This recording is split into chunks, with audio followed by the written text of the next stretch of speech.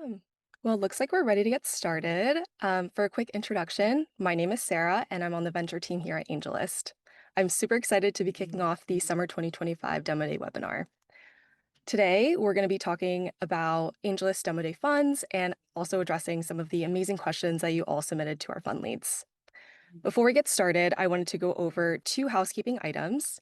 First, we will be recording this event and we'll share it with you all tomorrow via email. We will also be uploading the recording to our AngelList YouTube channel. Second, we'll be spending some time going through some Q&As with the Summer 2025 Demo Day Fund leads.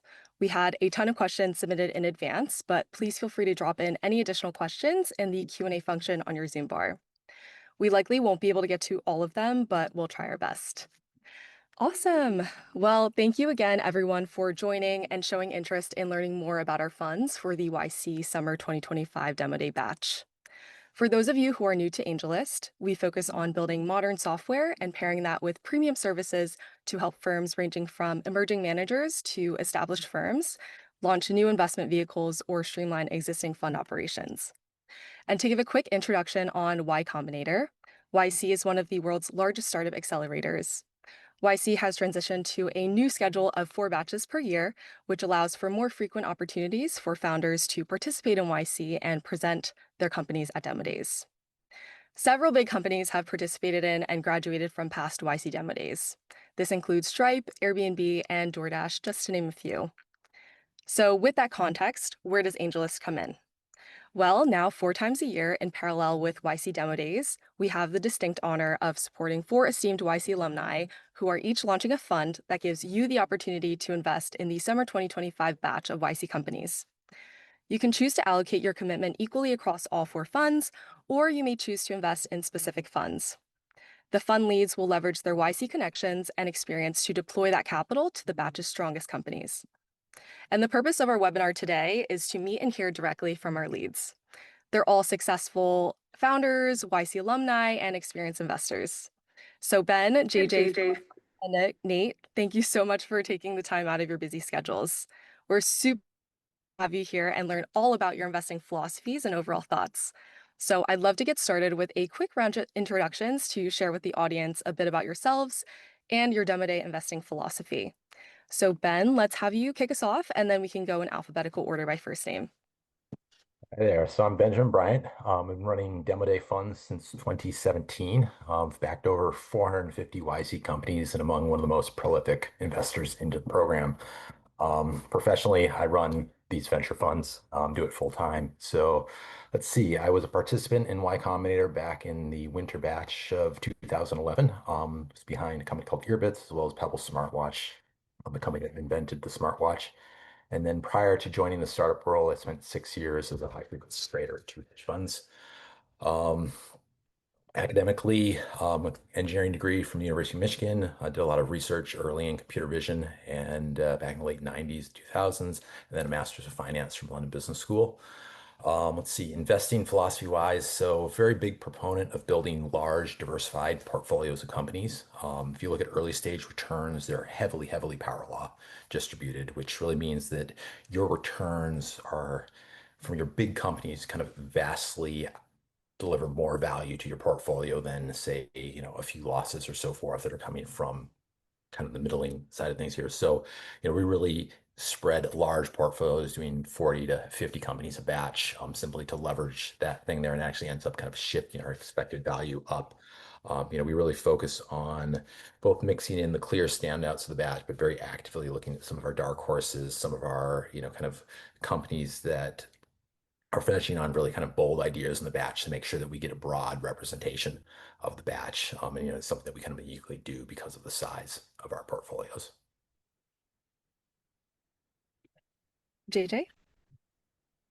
Hey, so I'm JJ. This is now my 7th Demo Day fund, which is kind of crazy. I started a company in the winter 15 batch of YC called Way Up. We were the largest marketplace for students and recent grads to find jobs and companies to hire early career.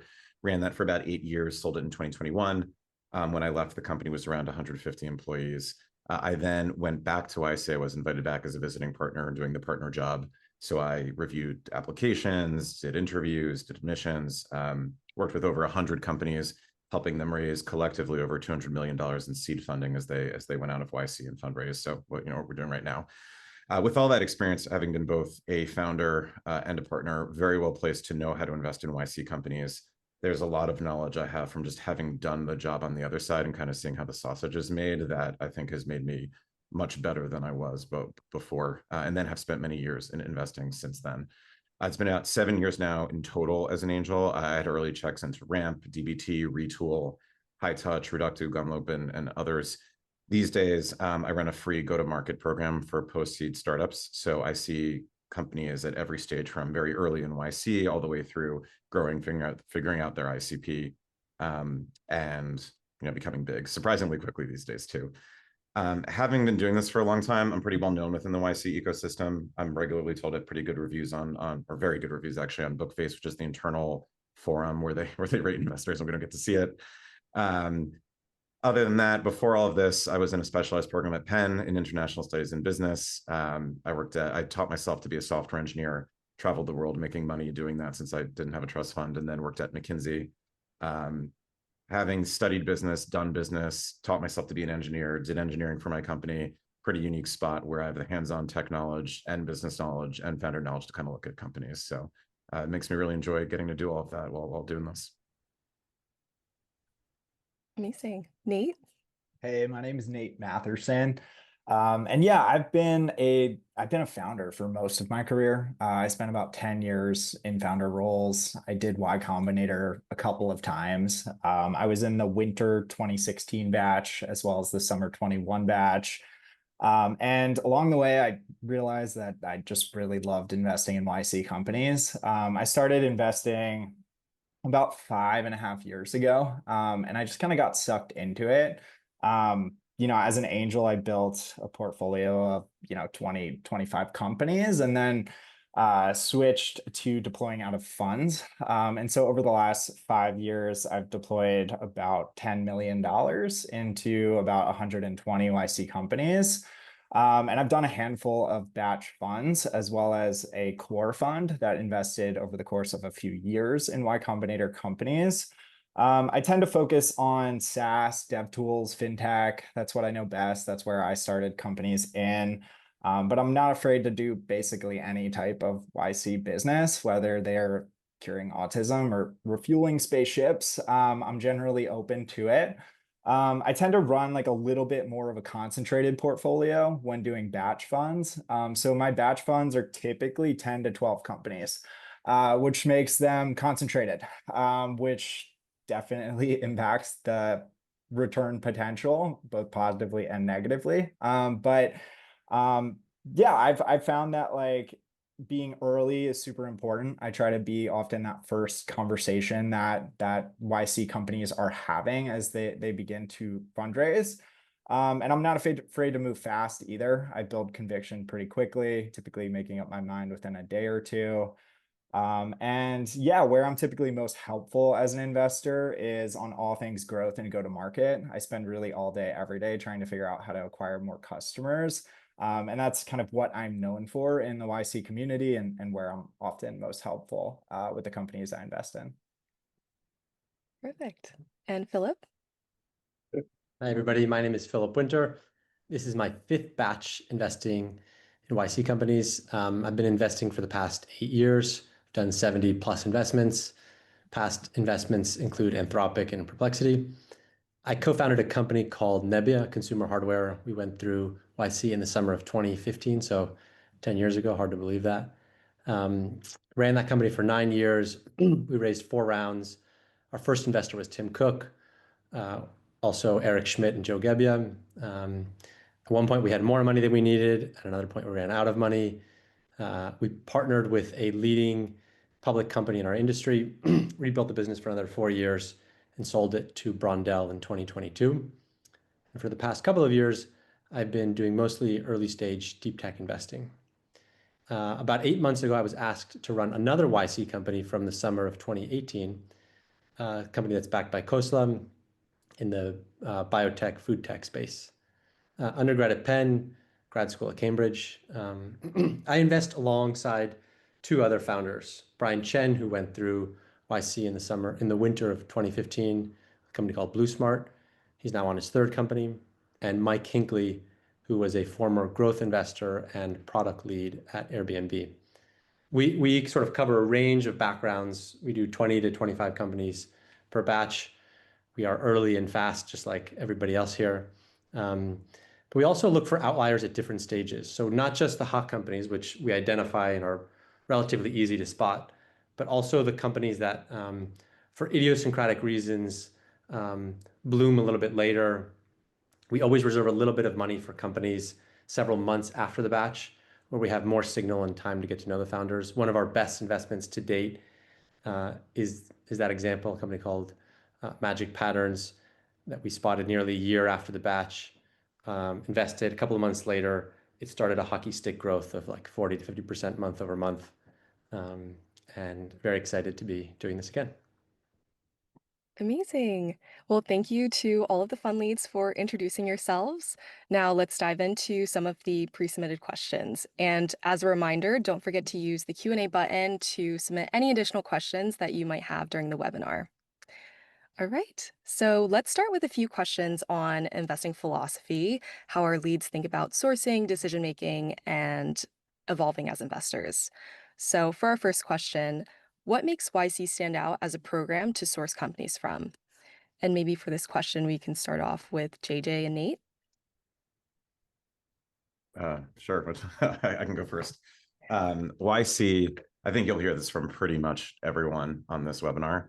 YC is just the best. If you were to look at the whole universe of early stage startups, YC is by far the best bucket to like put your ladle in and pick out a bunch of startups, whether you're doing a concentrated portfolio or a more indexed one.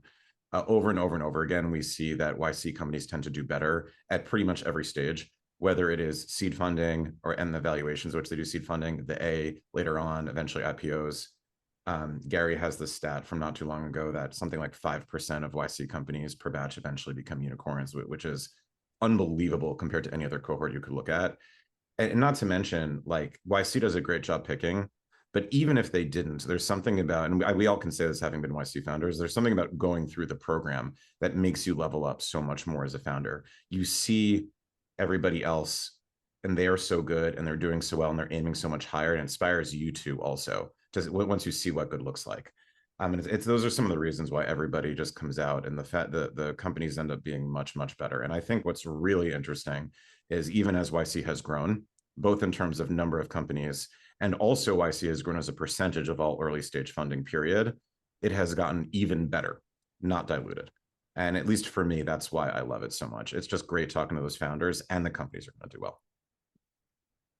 Yeah, I think you made a great point, JJ, that by doing YC, I think it dramatically improves the odds of success for the companies that they fund. And yeah, of course, like YC has the best portfolio in the world, as far as I'm concerned. When you look at companies like Stripe and Airbnb and Instagram and DoorDash and Brex, it's just an incredible portfolio. And so as investors that focus on investing in the top YC companies in each batch, we're already starting from an awesome place, like an awesome pond to fish in, which I think as an investor is really helpful.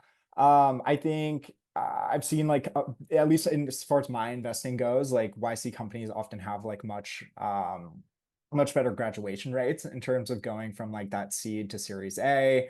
I think the programming and orchestration that YC does around demo day really equips their startups to raise the right sized rounds at demo day, and also to do it with great investors. And so when we're investing into these demo day rounds and these YC companies, we're often doing it alongside other great investors. And I think I would say that the quality of founder too, it's hard to describe, but when you talk to a YC founder, they're almost just in this like different universe of quality that like I haven't seen anywhere else from like any other accelerator program or fund portfolio. It's just this incredible quality founder, and I think YC is just like the top pick of all founders, and that's why I love talking to YC founders and investing in their companies. And then we can go with Philip and then Ben. I think JJ made the case for YC very well there. I'd say, so I sort of double down on 2 points. The first is performance. Like you can't really argue with the performance of YC. That's why AngelList does this program. They have the data over many batches now, and across pretty much all metrics. I'd just highlight two. The first being acquisition rate. So 25 to 50% of YC companies get acquired in some form. That's like 2 to 3 times higher than averages. And the second is durability or survival rate. Half of companies YC companies are still alive after 10 years versus an average of like 30%. The second thing I'd say, and this is building on what Nate was saying, is quality people. And this is obviously more anecdotal, but it's real. And it's the most powerful part of all. There is an allegiance amongst YC founders and alums that is akin to that of an alma mater of a liberal arts college where the ties run really deep. YC over its history has placed a lot of weight on not accepting assholes. And when you put together a very high caliber founder who's a nice person and generous with those around them and is naturally really ambitious, and then you give them the most peer pressure that they've ever felt, that's really powerful ignition for starting a company. And the ability of YC to do that batch after batch after batch is why we keep coming back and doing this. Well, yeah, I mean, it's, what YC has built is this virtuous cycle of because they are number one, they attract the top, and that just keeps feeding it. They attract the best investors. That helps companies kind of move beyond graduation. And I mean, as JJ put it out there, it really shows out in their stats. So, if you look at, what YC is setting into stats, 6.5% of companies become unicorns. So that's $1 billion in valuation or more. Depending on what want to say study you look at, wider in the marketplace, that's 1% to 2.5% in the margin thing. So, 2x at least of that. But I think one of the kind of, key things you also need to understand YC is of those unicorns, 25% of it become decacorns. So $10 billion or plus. That stat is just unheard of in the rest of the market. So it's not just that we get better graduation rates, they graduate with, honors and then honors upon honors. I mean, from a returns perspective, from a, LP side, so, another thing that YC put out earlier this year was looking at a study of individuals who invested in YC companies from 2018 to 2020. So 4 consecutive batches during that period. And they looked at all the investors that came to Demo Day in that period that had done 3 or more investments per batch. So 12 in total, at least. Broad diversification around there. And, the returns that those companies are seeing, I mean, the upper decile was 16x. We've got a median of 5x on there. And this is the really kind of key important point. The lowest quartile of that investment was 3.3x, right? Which if you look at, say, 2018, 2019 benchmarks off the pitch book around here, the upper decile of those benchmarks are 2.7x and 3.1x. So that's TVPI around there. So I mean, it really is, you're looking at a class of companies that is in such a distinctly different category of everything else. And that's why we invest there.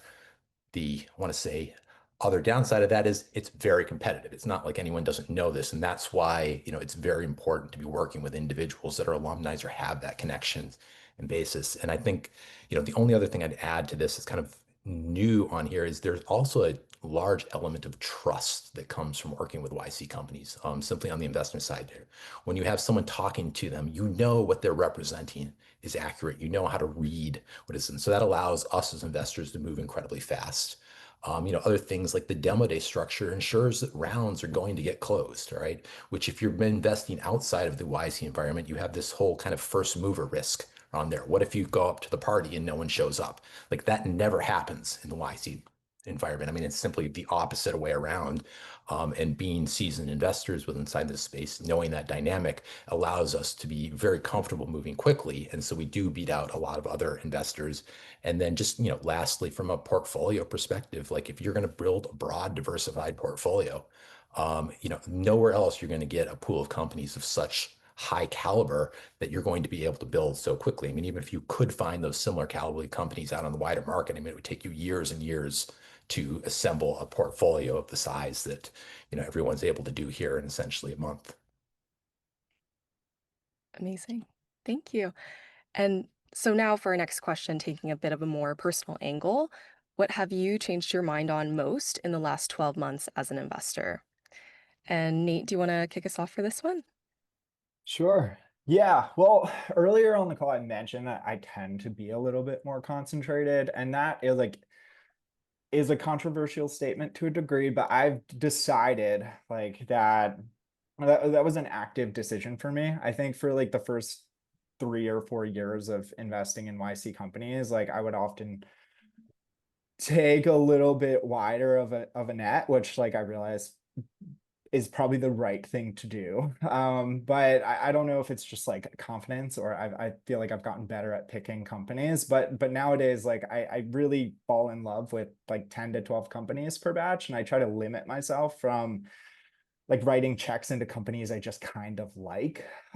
So I've taken a more concentrated approach over the last 12 months, last 24 months. And I maybe one other thing I've like changed my mind on is pro rata. I didn't really care too much about asking for pro rata, essentially the right to like double down or invest again in like the future rounds, for example, the Series A. But now I like very actively prioritize pro rata to give like my LPs additional opportunities to double down on the winners kind of in later future rounds. So those would be two things I've changed my mind on. Philip? I think when I started doing this, I saw it as a sprint to demo day to identify the hottest companies. And there's no doubt that is a very important element of this. But what we've also learned, and it sort of goes back to an example I mentioned earlier, is that YC is not just one moment.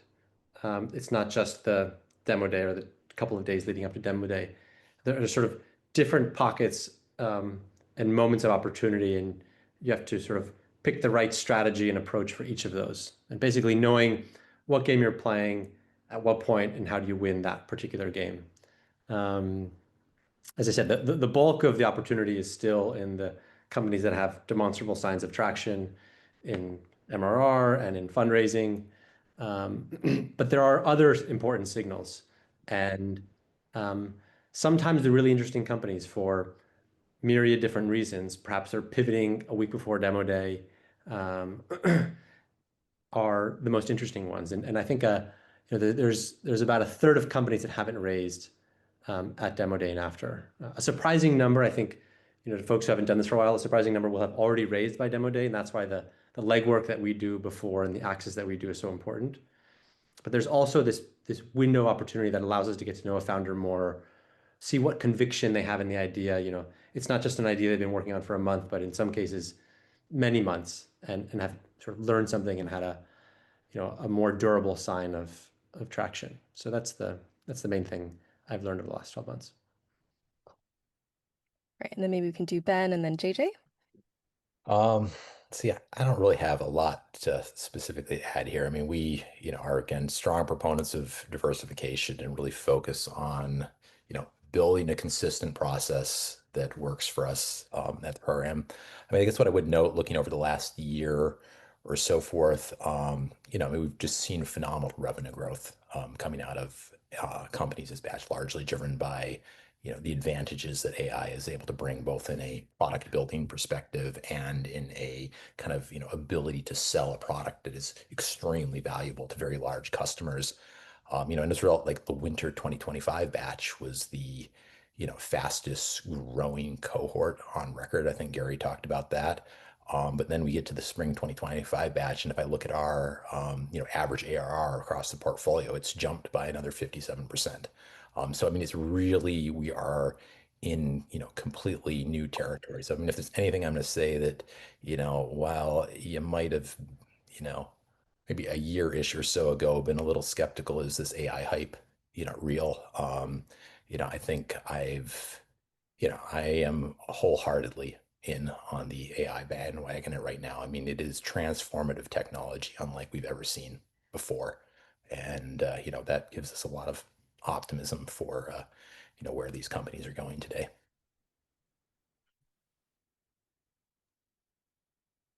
I'd say two main things that have changed for me. The first is there are whole like classes or industry of company that I tended to not look at. Usually, even if they could be great businesses, they weren't usually good VC-backed businesses. The most obvious category is all the types of services businesses that PE would traditionally look at. So that can be accounting, loan service. Actually, loan servicing is a great example. But like I know I know of a company that uses voice AI to help collect against auto loans, things like that.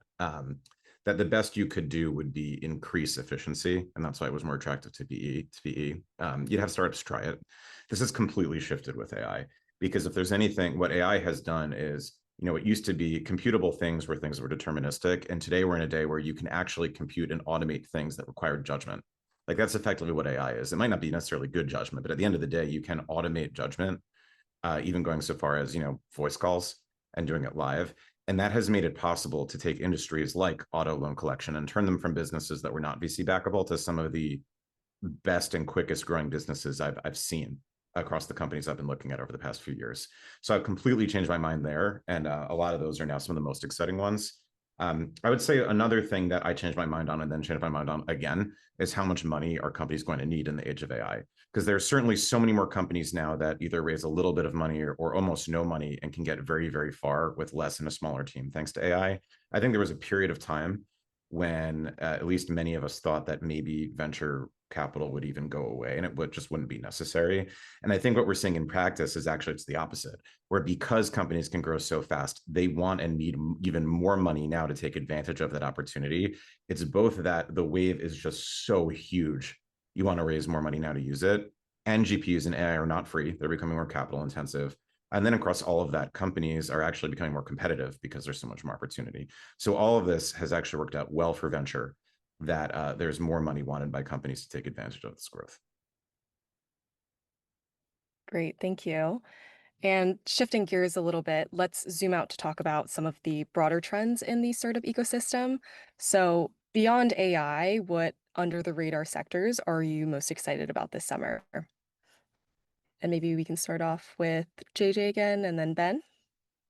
Sure. I mean, I'm not even sure what sector is under the radar per se, because like I feel like almost everything is hot now. Um, Something that I think is talked about slightly less than it used to be that I particularly like. So I do everything, but one of my subspecializations is fintech, and I feel like it is not talked about as much how AI can be applied.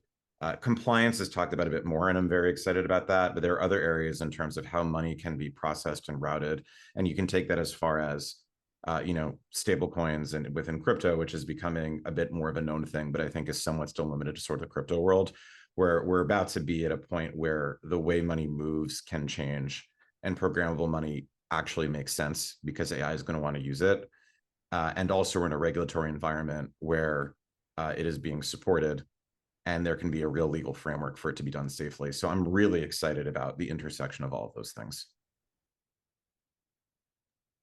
And then, yeah, I mean, this was a hard question, or is a hard question to answer simply because, everything is touched by AI. I mean, whether we're talking, bioengineering straight through to aerospace, like it's being, both accelerated and transformed.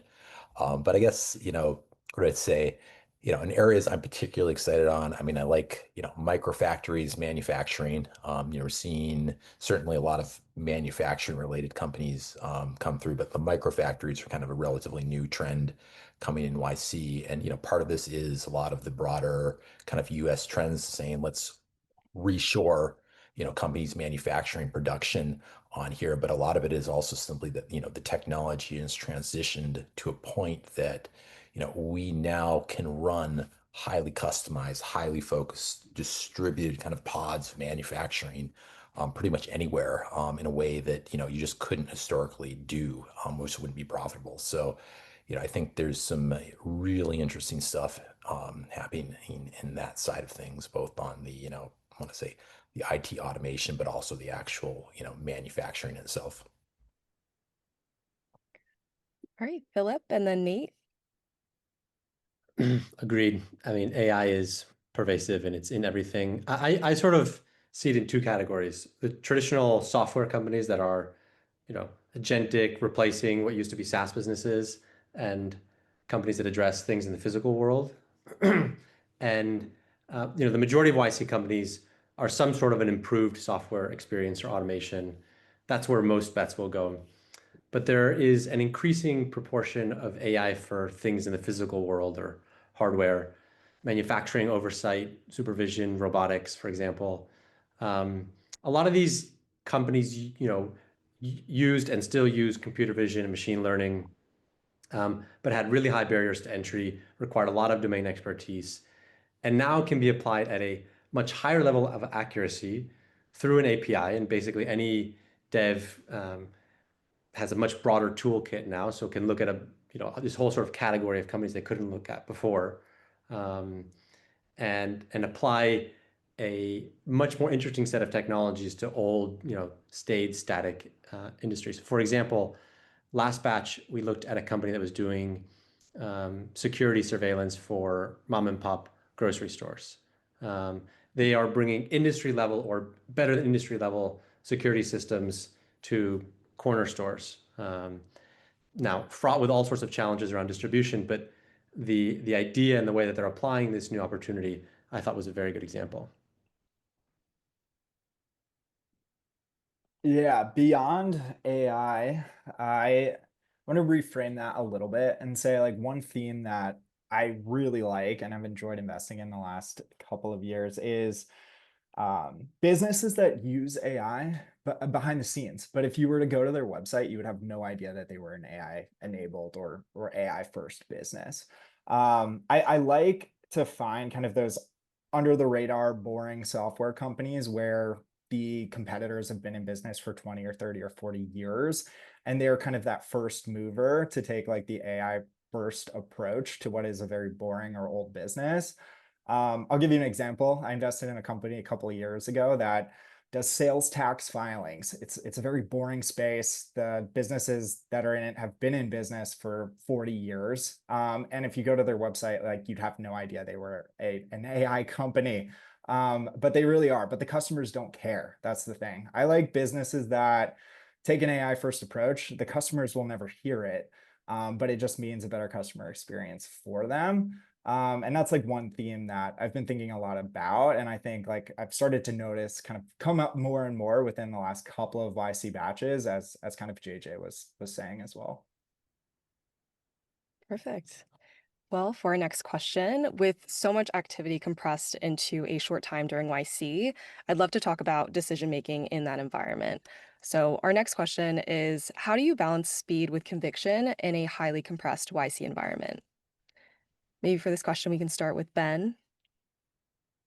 Um, I think that's positioning it a little bit as a false trade-off. Within YC environment, you can in fact have both because, well, speed is just a requirement to do that. But, the whole YC ecosystem process and so forth allows you to establish conviction very quickly.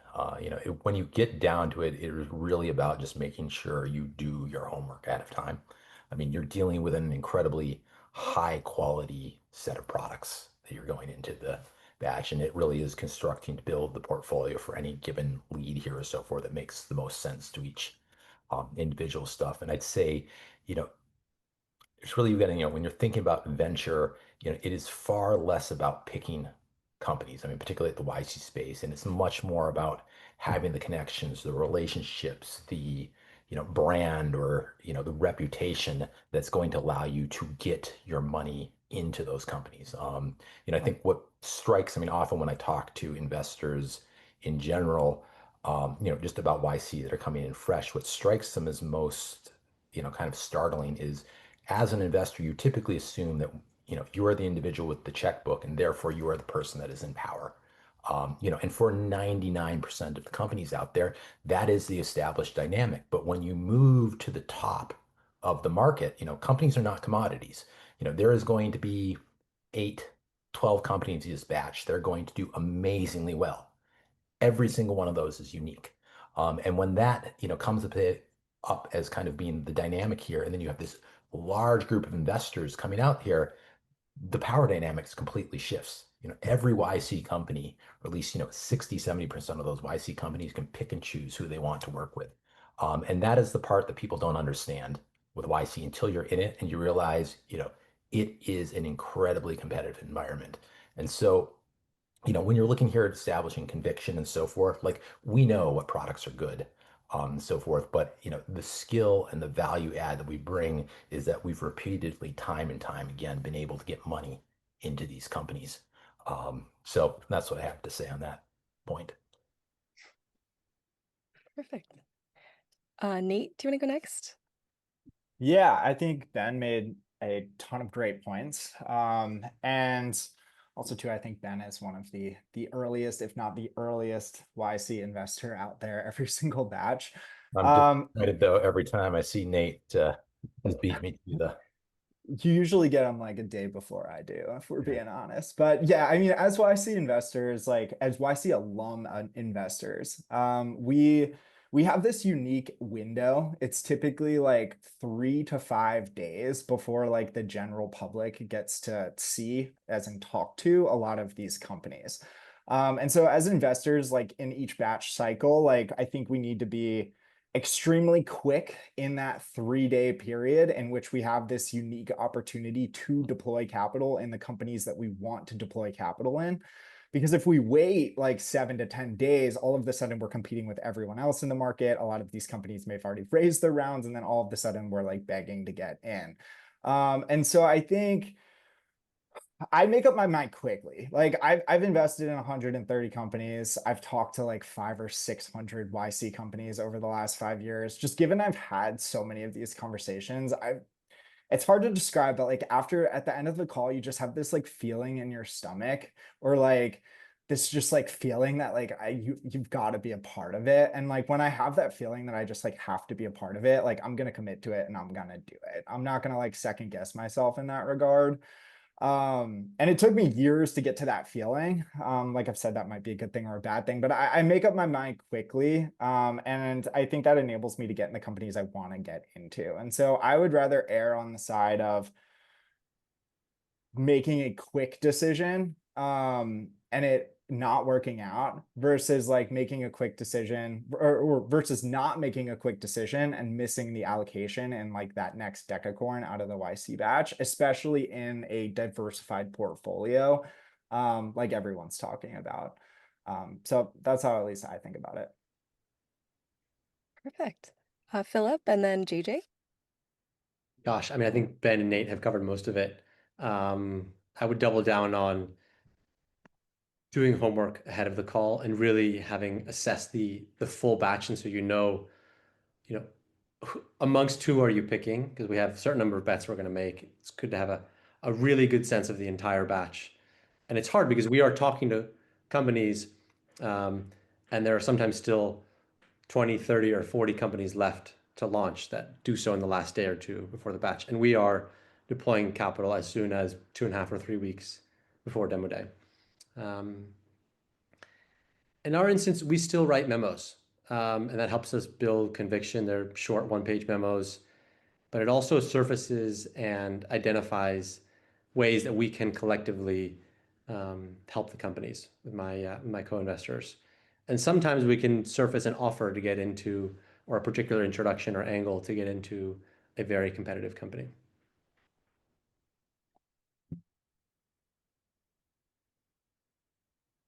I would say the way that you deal with speed is just being very, very well prepared and working very, very hard. I think a lot of others have mentioned it, but I also do a ton of pre-work well before even investing starts, fundraising really starts.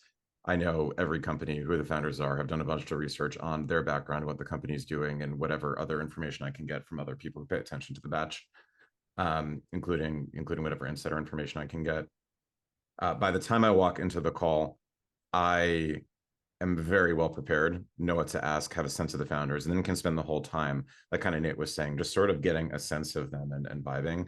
You do need to make a decision very quickly. I nearly always make a decision the same day, and sometimes on the call, but it's all that preparation that lets you walk in feeling comfortable. And I'll say for me also, from my time at YC, I'm used to having to make decisions in a 10-minute call, because that's how long a YC interview is. So in truth, like a 30-minute call is actually kind of a luxury, where I feel like all the time in the world to talk to them. But at the end of the day, you're making investment decisions. I think in most worlds, it is kind of crazy. If you talk to somebody in traditional investing worlds, be like, wait a minute, you just 30 minutes and say yes. But it is what it is, and it actually works. And I think the thing you have to remember is so much of what we're betting on here is the founders more so than the ideas, because people pivot, and a lot of the best ideas, the founders actually ended up pivoting after the batch. So you're trying to assess the founders. Are they gritty? Are they going to keep going no matter what? Do they know what they're talking about, even if they're eventually going to change industries, because they are a sponge and learn and soak of anything? And that you really can do in a surprisingly short call if you're really, really focused. Awesome. And for our next question, access is a huge topic with YC getting more and more competitive. So, how has access to deals changed over time? And for this question, we can start off with Philip and then JJ.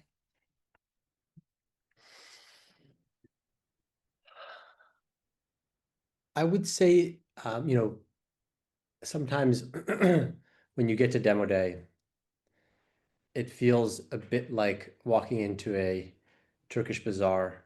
There are so many investors looking to get into companies. The hottest ones have already filled up. It's easy to spot. There's a lot of commotion. And so all of our work, certainly all of our research and almost all of our deployment has happened by that point. Um, it feels increasingly crowded by the time we get to the week leading up to demo day. So maybe, this is obviously anecdotal, but it feels like for the past year that I've been doing this across those 4 batches, it feels like it's a day or two earlier each batch that there's like that switch flips to, oh yeah, I'm on my first few calls to, oh, I've already filled up 3/4 of my round, and then the next day the round is closed. Um, and so the privileged access that we have to Bookface, the um, leaning from YC partners to encourage founders to take money from YC alums, which I think is only increasing, plays in our favor. But we have to be early. And JJ mentioned this point, like it's not a secret that YC is a great pool to pick from, but it's a lot of work. That's why more people don't do this and don't do it successfully. It's a lot of companies, a lot of founders. You are not going off of a lot of information, and so you have to somehow weave that together and have enough data points of actual, MRR, GitHub stars, but also talking to partners at YC, that sort of thing. I think that HIT has gotten more competitive than ever.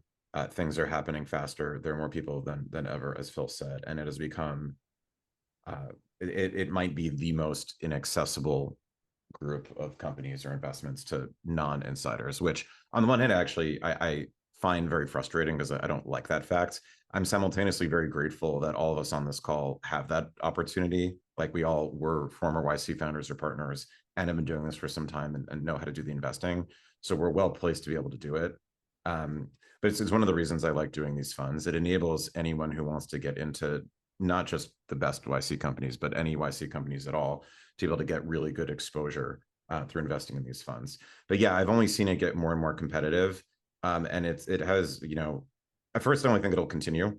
But the fact that YC is becoming a greater and greater percentage of all early stage companies, especially with the bigger batches and more batches, means that it is only more important to have YC exposure, because if you were to not invest in YC at all, you lose out on a big chunk and the best chunk of early stage startups. So that I think that's why all of us here do what we do and work so hard for it. It may get more competitive. We can stay ahead of everybody else with the knowledge we have and work that we do, but you do have to do that as the price of admission. Ben and then Nate.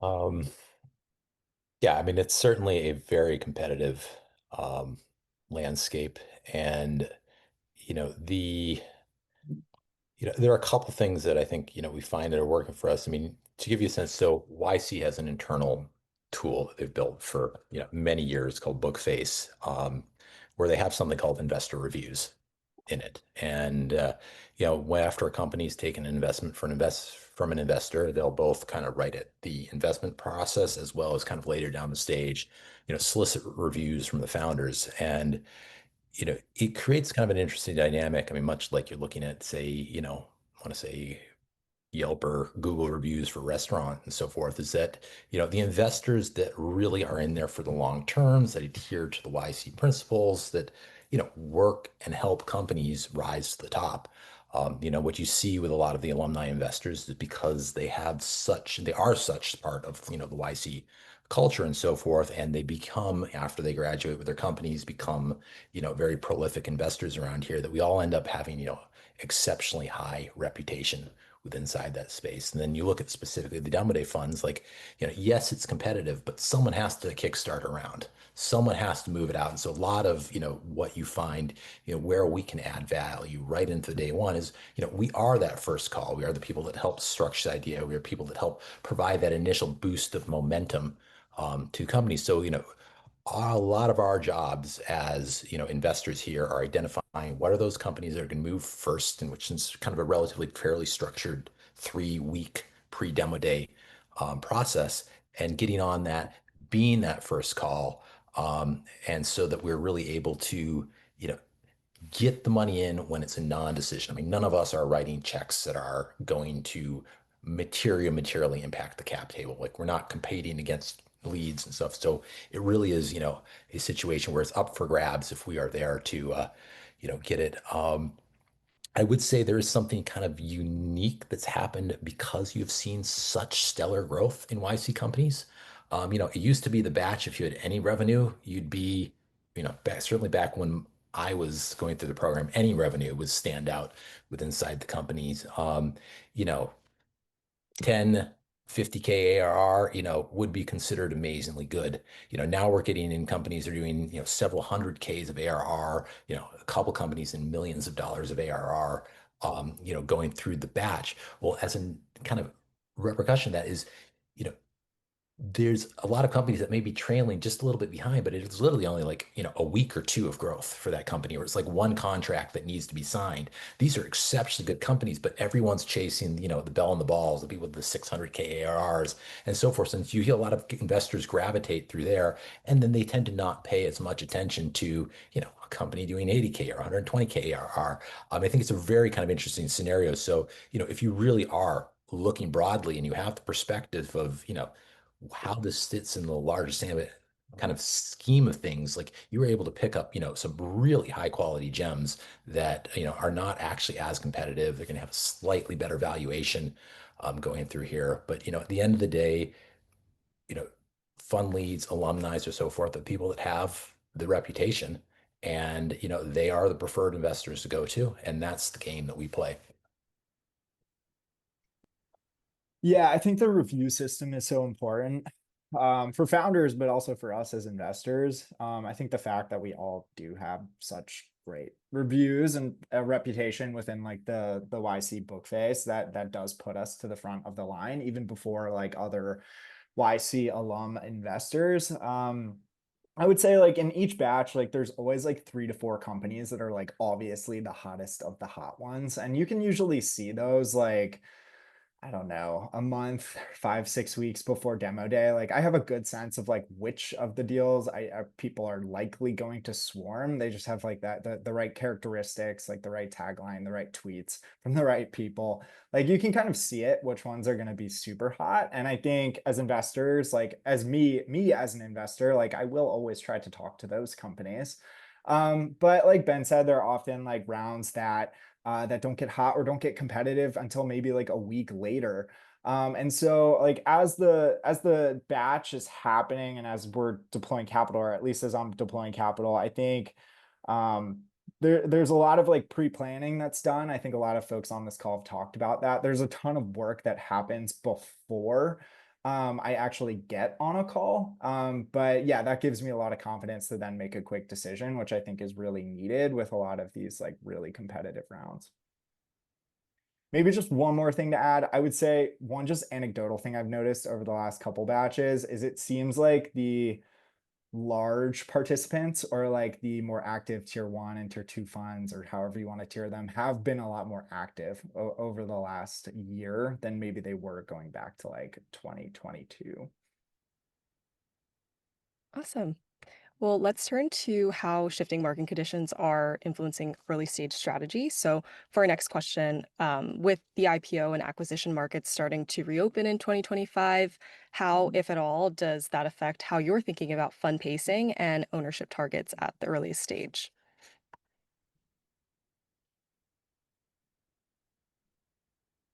And Ben, do you want to maybe kick us off? And Sure, we're I'll coming jump up in on there. time. So So yeah, it's very exciting to see markets happen, opening up. We had about a 2, 3 year period where things have been, relatively quiet by venture standards.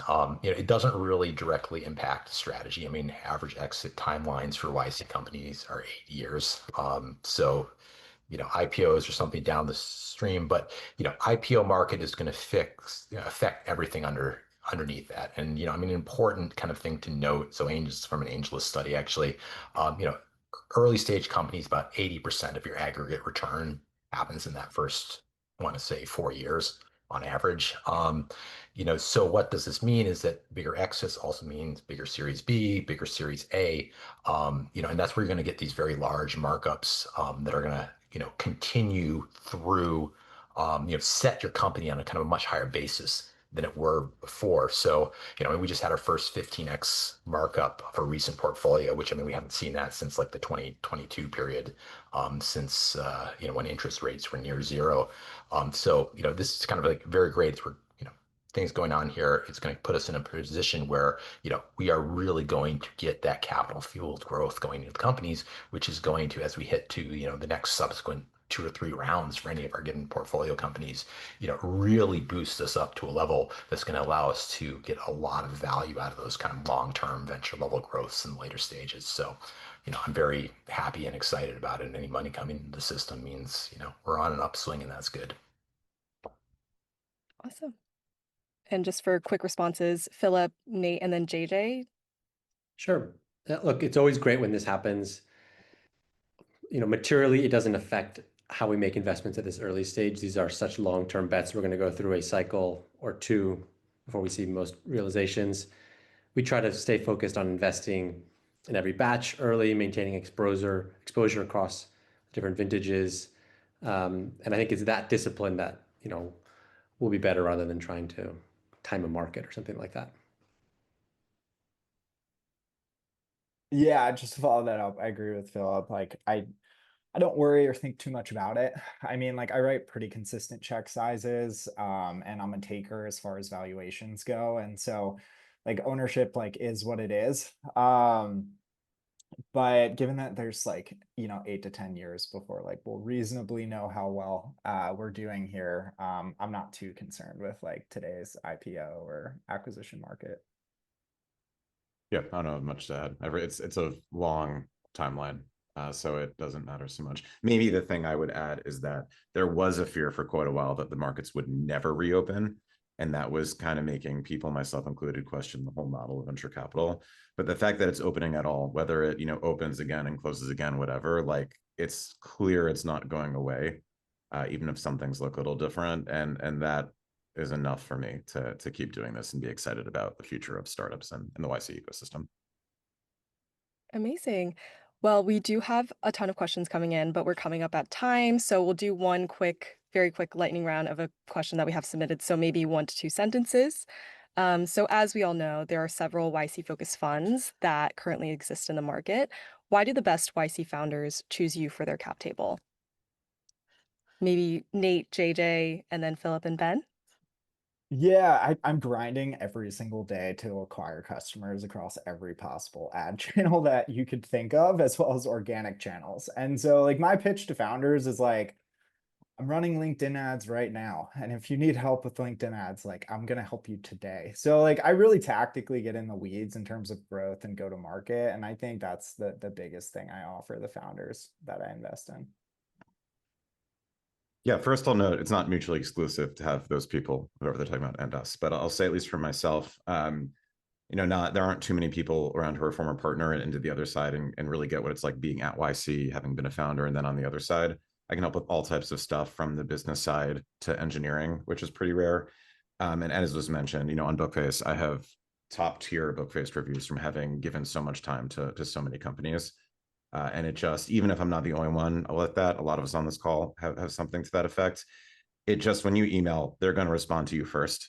And that makes the difference with getting into the really hard to get deal and not. I'd like to think I've started to build a reputation of being a confidant for founders, obviously not for all, but the ones with whom I've built relationships. And particularly when you're a first-time founder, it can be very scary. And the dynamic is the investor is sort of this person who you always give your best face to. When in reality, when you have another founder investing in you, sometimes what you need is someone who you can just lay it out with. I can't stand my co-founder. I've got this issue with this employee. How am I going to deal with this investor? And I like having those sort of more heart-to-heart conversations. It is really lonely at the top of a startup. And so usually when I do my check-ins with founders, I try to sort of get to that state, like where's their heart? How are they doing? And open that line of communication so that when they need it, they know they can call. And I mean, I just say it comes down to reputation, which really comes from just being more hungry and working harder than the next person. And if you look at, particularly the group of alumni assembled here, is like these are people who care and really want to make the companies that we invest in successful. And that over the long term really, pays out and I want to say contributes to your long running reputation that you have and your ability to get in deals. Awesome. Well, looks like we covered all the questions that we could get to today. So huge thank you to Ben, JJ, Philip, and Nate for sharing your backgrounds and insights into your investing approach. So you can find additional information about each of these offerings on the fund pages, documents, and on our Demo Day website, which we'll drop in the chat. And as a reminder, the minimum to invest per fund is $5,000 with an expected closing date of August 26th for all funds. Investments will be submitted or accepted until the close date or until the funds reach capacity. And a huge thank you to everyone who tuned in today. We really appreciate you taking time out of your busy schedule. And if you have specific questions that we couldn't address today, please feel free to reach out to demoday@angellist.com and the team will be able to assist. And have a great rest of your day, everyone. Thank you.